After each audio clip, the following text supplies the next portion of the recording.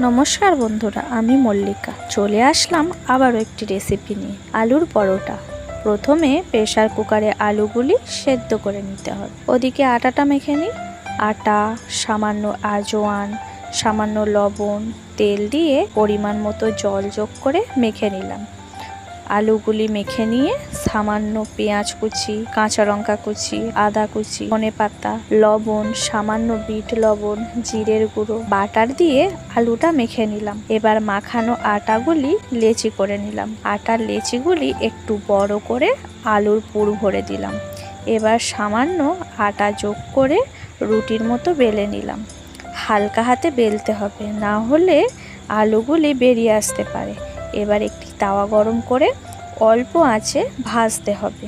দুদিক ভাজা হলে তেল অথবা ঘি দিয়ে ভেজে দই অথবা আচারের সঙ্গে পরিবেশন করুন। আলুর পরোটা সন্ধে অথবা সকালের সেরা জলখাবার। বাড়িতে আপনারা একবার ট্রাই করুন, দারুণ লাগে।